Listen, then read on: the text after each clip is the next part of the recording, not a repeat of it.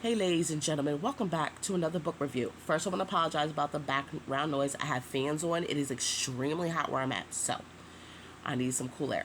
Now, King of the Rising is book 2 in the duology series called Island of Blood and Storm. The first book is Queen of the Conquered. I have read this book, reviewed it.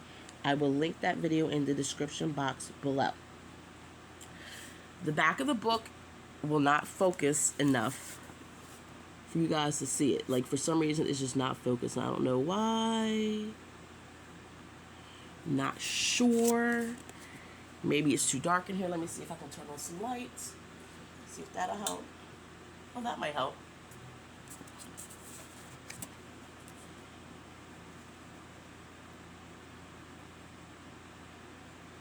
Nope, it's not focusing at all.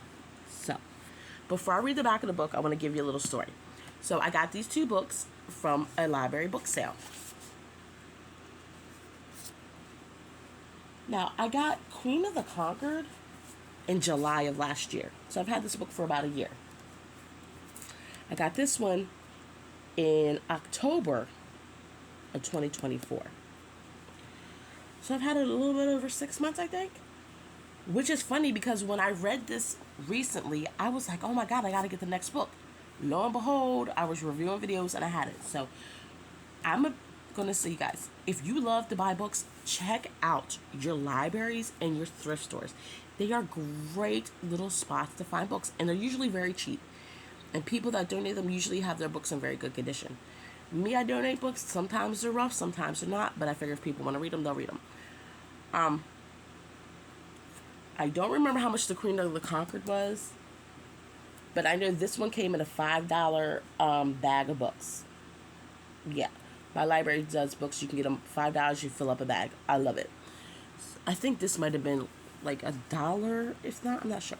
So I'm going to read the back of the book. It's not going to focus. I already tried. It says, a revolution has swept through the islands of Hans Locke, and former slave Lauren Jenkins has been chosen to lead the survivors in a bid to free the islands forever.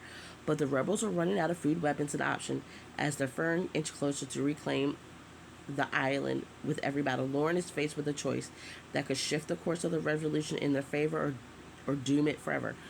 I would say that is a very accurate summation of the book. I'm not going to lie, that's very accurate. Now, the Queen of the Conquered, I liked it. It was okay. This book right here, I could not get it. You guys, it took me over a week to read this book. I just could not make myself read it. I didn't want to. It just seemed like it was slow and repetitive to me. I don't really know. I mean, it has some good twists and turns, things that I didn't see coming. But for some reason, this book just did not hold my attention. And I'm not 100% sure why.